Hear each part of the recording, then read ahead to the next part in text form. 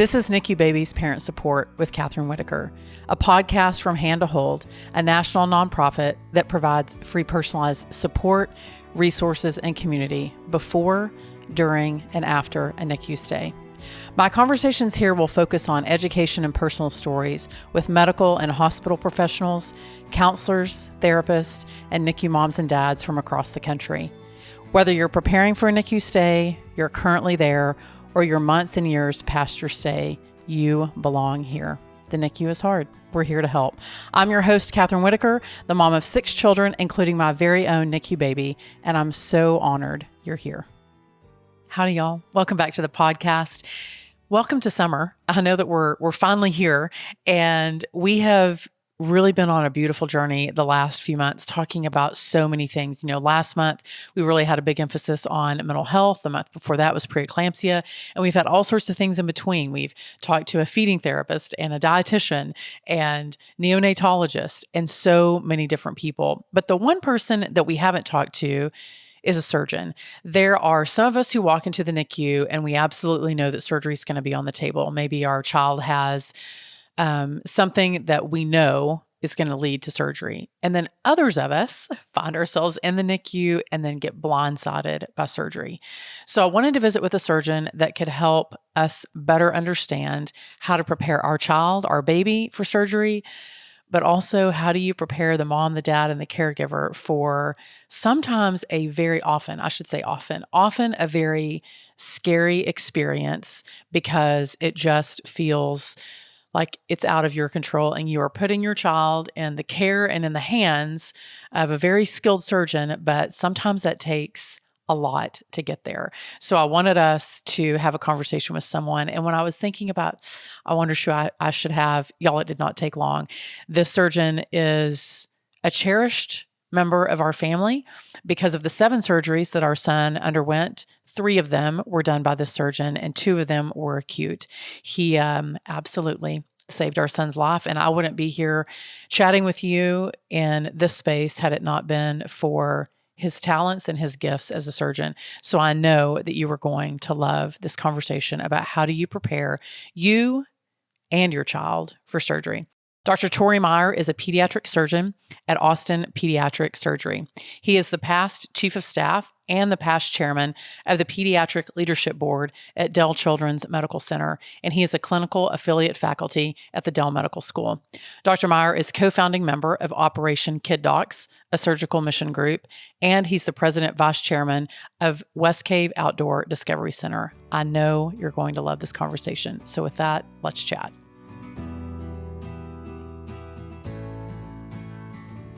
Well, I'm really excited to have one of my favorite people on the planet, Dr. Meyer, here today. He is a general surgeon, which I mentioned all the fancy things that he did in his bio, but I'm always curious, Dr. Meyer, to know how people find the place where they are today. And I'm curious of all the specialties that you could have gone into in pediatrics, why general surgery? Well, I was always a kid who enjoyed working with my hands and fixing things. And surgery is a great field because you're just a problem solver. You get in there with your hands and you fix the problem, and you change a kid from feeling crummy and sick and awful to better. And so it's like little miracles every day.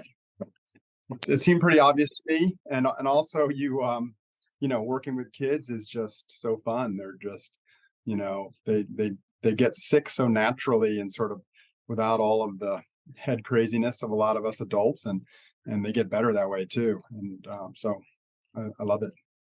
You make it sound easy. You just get in there, you just fix the problem, and you make it better. I know that in our case, you did a lot of fixing with Luke. I think we were 3 surgeries in, and I'm sure you're like, y'all have hit your quota. I can't do anymore. Well, yeah, sometimes it takes a couple, but It that's does take a okay. That's few. part of the process. So of all the surgeries that you do, like what's the most common surgery, Dr. Meyer, that you find yourself doing on a pretty regular basis? Yeah, so one of the really interesting things about pediatric surgery is it's very broad. And so, the common stuff is appendicitis, hernias, little lumps and bumps is sort of the sort of routine. But a big part of our practice as a pediatric surgeon is taking care of neonates. and taking care of newborns and very young babies with with congenital anomalies, with things that they're born with. And so that's really one of the reasons that most people are gravitate to the field, is because that's such an intense and meaningful area to work in. You can really fix a problem for a long time. So do y'all work, do you find that you work with other surgeons in the hospital? Like I know some of our surgeries we, collaborated with craniofacial or others. So how often do you spend doing Yeah. just with the other doctors in your practice and then sort of around the hospital? Yeah, absolutely. Yeah, we work a lot with the other doctors. I'm here at Dell Children's mostly, and that's a lot of specialties here that and kids are often born with more than one problem. So if it's a general surgical problem only, then yeah, then I'm it. But a lot of times, especially with kids with congenital anomalies, they're going to have heart problems, kidney problems, neurologic issues, orthopedic problems, and plastics problems. So yes, we work a lot with other specialties to help coordinate, because you want that, you want it really to be all done at once if you can.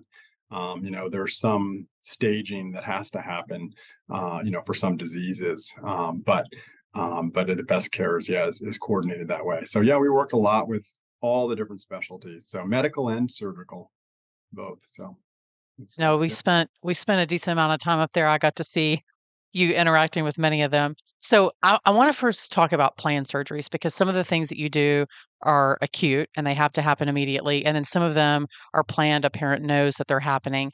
So if a parent finds himself with a child who has a planned surgery or a series of planned surgeries, kind of walk us through when they come into your office, what can they expect? Yeah. Yeah, it's great. Obviously, the more you can plan it, because it enables everybody to sort of get in the right headspace and be really prepared for it. And so what any parent should expect from a physician taking care of their child is a thorough evaluation of what's going on. And so that's a thorough history, and really making sure that you understand exactly what the problem is, and also what other associated issues the child may have, because frequently this is one out of many other problems. So that's the first part of our encounter, is going to be an evaluation to sort of make sure that we can wrap our heads around everything that's going on. And sometimes it's a very simple problem, and that's not a it doesn't take a long time. But then a thorough physical exam, and really going through and making sure that the physical findings go along with the rest of the history and all. And then a discussion about exactly what we're going to do. And a parent should walk out of the office knowing that these are the things that need to happen. If it's say it's an operation for an umbilical hernia, for instance, something simple. I'm going to tell them where I'm going to put the incision. I'm going to tell them how we're going to close this hole. I'm going to tell them how we're going to close the skin, and what we're going to dressing, and then really a discussion about what is it going to look like after surgery for you and your family. What is your child going to be, in a lot of pain, or are they going to, can they not go to school? Can they not do all their activities and all that kind of thing? So that's obviously really important to the families, and so we really go through that as well.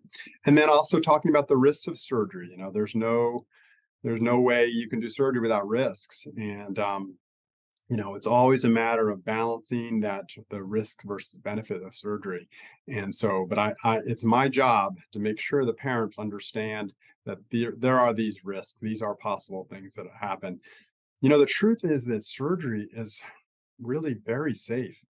And so the chances are very, very good that none of those things are going to happen. The risks that we talk about and the complications that can occur, and they're going to sail right through it. Yeah, I mean, sometimes I think parents find themselves, I'm glad that you mentioned that, the risk factors is that they find themselves in this place where they're not sure what to expect, but they're also not sure what some of the risk factors can be. Like, do we do surgery? Do we not do surgery? And so I know that Mhm. when you start to talk about acute surgeries, that's when things start to get a little harder because the timeline is shorter, but also you don't have all this time to plan. So, Dr. Meyer, Mhm. if there's someone who finds himself in an acute situation and there's not a real clear answer, is it surgery? Is it wait and see? How do you counsel families through that to make the best decision for their child in that moment? Yeah. So most of the time, I'd say 99% of the time, I have a strong opinion about what should happen and why, and that's why I'm talking to them. And so, but it shouldn't be a it shouldn't be a me forcing my opinion on you. It should really be, where's it going to take what's it going to take for me to get you to understand why I'm think this, right? And for some folks, that's facts. They want to know, what is the percentage of this, what is the percentage of that, how did the kids do, and in your talking with a family, you got to figure out, is this somebody who really wants a lot of facts, which I can happy to give, or is this a family that really just wants somebody to say it's going to be okay, you know this is really something we need to do and it's going to be okay, and just hold their hand, just be with them, in that sort of moment. And people are all over the spectrum on that. Some folks want a lot of one, some folks want a lot of the other, and most people are in the middle. But yeah, so I think making those decisions is hard. Um, but in general, I think a parent's got to listen to what the doctor's saying, ask those questions. And then the other thing is, I think, as a parent has to figure out what exactly is their anxiety about. Sometimes it's not about the surgery, it's about the anesthesia, right? Oh, And yeah. so maybe the way to help this family get to where they need to be is to have the anesthesiologist come up and say, hey, your risk of having a problem during anesthesia is lower than your risk of getting a car accident on the way home. So let me explain to you what we're going to do with anesthesia, and why this is going to be a safe anesthetic for your kid. So yeah, I think you gotta sort of meet parents where they are and help them figure out, and get the information they need to feel comfortable about it. I think in the end, I often have parents say to me, "Well, doc, what would you do if this was your kid?" And Mhm. and that's kind of where the rubber meets the road, right? And I give them my honest opinion, what I would do if it's my child. But generally, that should be obvious already. So, I'm pretty sure that that was a question that we asked you. is Some that of our right? Yeah. son's some of our son's surgeries were acute and some of them were planned, but I know that um, it's chaotic and it feels overwhelming. And so Yeah. there are lots of parts and pieces. You have the surgeon, you have the anesthesiologist. There's usually a nurse. There's a lot of factors, particularly when we're talking about NICU babies, is that you're already in the hospital, and so some of these surgeries are happening while they're in the NICU, and then some are happening, I called it the vortex. We were never seeming to get out of the hospital. So some of them you bounce into a different area of the hospital. This podcast is produced by Hand to Hold, a national nonprofit, but we're more than simply a podcast. Be sure to download our app, join one of our support groups, or find one-to-one support, enjoy counseling, find loss and bereavement support, participate in a peer-to-peer mentor program, or check out our news, articles, and family stories at handtohold.org. All of that is at no cost to you. Hand to Hold's mission is to provide personalized support before, during, and after a NICU stay to help ensure that all NICU families thrive. So, how do you make sure that the surgical experience is a positive one, or as positive as it can be for both your patients and for the families? Yeah. So I think the first thing is like the things we've been talking about, make sure they understand exactly, uh, where we are in the course of medical, problems here, and make sure they understand, what the options are, and try to explain those as fully as possible, so that they have an intellectual understanding. And so that's probably first. Um, but then the second part is to tell them that, because sometimes a parent and a care team can get a little adversarial, and the parents feel like they need to somehow protect their child from the surgeons or from the doctors who are taking care of them. It's very interesting. I think it's a just a defense mechanism, right, for a scary situation that people have. And so big part of this is making sure that the parents understand that you are on their side.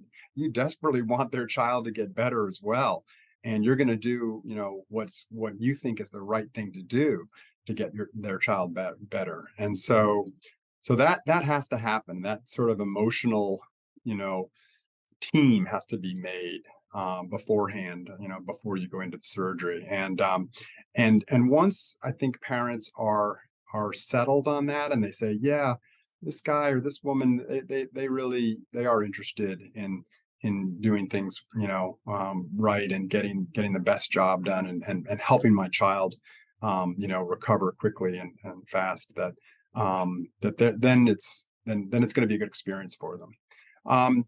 As a surgeon too, you're captain of the ship for a lot of the other processes that happen. So I feel like it's my responsibility to make sure that other things are happening down the road, and that ensure that they're going to have a good experience. Whether it's making sure that I talk to them after the surgery, and I fully explain everything that's going on, and how things were in the operating room and what I expect going forward, and then sort of checking in with them each day about where we are and how we're going to get to the next step. I think all of that is really important. But it's all part of the same thing, right? It's them understanding that we're all on the same side here. We all want to get your kid better, and we're going to do that day by day. Well, I can attest that not only were you really good at telling us what to expect, but I think, and certainly you are talented in the OR, but I think your best gift, Dr. Meyer, is at the end of the surgery, walking parents through like, this is what we did, this is what you can expect, and this is like long term what we think is going to happen. I think it gives parents that the ability, and I think you brought up a good point that parents should always be asking questions. I mean, this is your child that's going into the OR, and I Yeah. may have asked more. It may have been in the chart like mom asks a lot of questions, but No. but I had so many, and so I'm grateful that you said that because I think it's sometimes parents feel like, well, maybe that's the surgeon. They know everything that they're Mhm. doing, and my questions don't matter. And I want parents to be No. empowered to ask those questions because it's Yeah, okay. so you're absolutely right.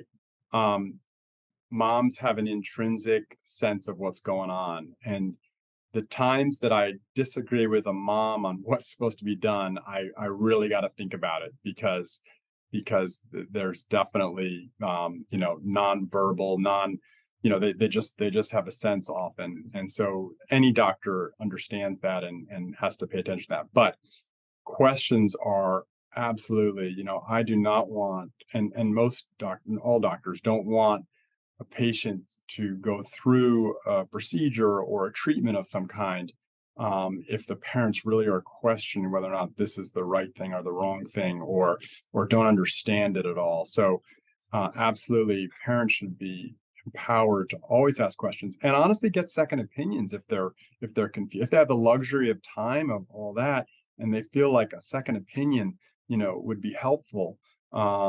Then absolutely, and no good doctor is offended by a second opinion. That's rarely a reflection on a doctor's um diagnosis or all. It's a reflection on the fact that they need a little bit more help getting there. And so absolutely, I always encourage patients to seek a second opinion if they can and they Yeah, want. especially if it's big stuff. You're like, well, I want to make sure that we are at Yeah. peace when we send our baby into the Yeah. OR. As at peace as we can be. I know that that's always the tricky part. What do you think? What's the best part about being a pediatric surgeon, and what's the most challenging part of being a pediatric surgeon? Oh golly, I think it is a roller coaster. It is an emotional roller coaster in many ways, and um, you can't be a good doctor without investing in how your patients are doing. And so I think you're as happy as the patient who's doing the worst, you know, and, you take that home and you, you got to work on it. Um, so I think the, the challenges are, you know, getting distance sometimes. And, you need to go home at the end of the day knowing you've done absolutely everything you can to have helped this kid, this child. And then you got to let it go. And that's all you can do, right? That's all any of us can do. Um, but seeing kids do well every day, and that's another great thing about pediatric surgery, is that generally the kids do really well. Their recuperative powers are phenomenal, and the problems that kids get are usually fixable. So it's a wonderfully affirming profession. Most days you certainly have days where it's not, where it's very hard. And in those times, in those challenging times, you just have to be sure you've done everything you can, both for the family as well as for the patient. So for both. um I think the other challenge as I get to be an old man is just the long nights. Long nights are hard. I used to be really tough. I could be up the next day and it was fine. I'd been up most of the night, but I was still, okay, I just need a cup of coffee and I'm back at it. And I'm just not as good as that anymore. So it'll Well, be, I always ask, well, I think that's what makes you a good doctor, Dr. Meyer, is that you recognize what you can do, and then you have to let go what you can't fix. But I do think that there's a lot to be said for parents who are involved in their child's care and their surgery. And I think, you certainly have a positive disposition, and I think that brings a lot of peace to parents in a really stressful situation. So if I can yeah, add one thing that parents should ask for is a doctor who's an optimist, who sees the best possible outcome, yeah, with a lot of good evidence too, but also wants and hopes for the best for your child. I mean, that's really, at yeah, the end of the day, that's what we all want. I'll always ask my guests the last question of every interview for their advice, because I think that your advice is valuable. So, Dr. Meyer, what would your best advice be to a family that finds themselves in a situation where their child has to have surgery and they're feeling anxious about that? yeah. Take a deep breath.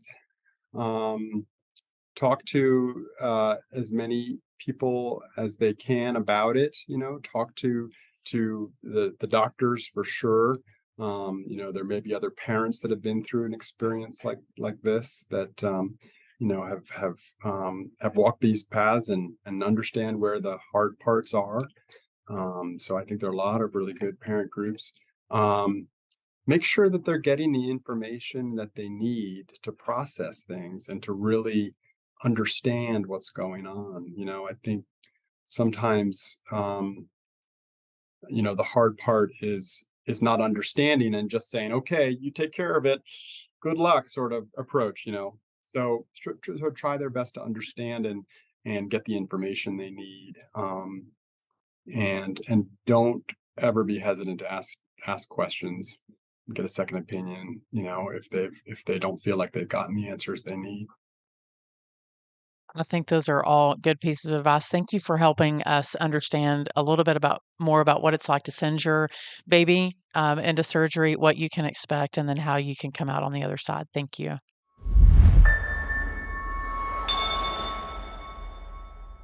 I really loved that conversation. I'm finding that I'm really enjoying all of these conversations, but in particular, this one was a little bit meaningful. It was a lot meaningful, actually, to me, to visit with the surgeon who saved your son's life 3 times.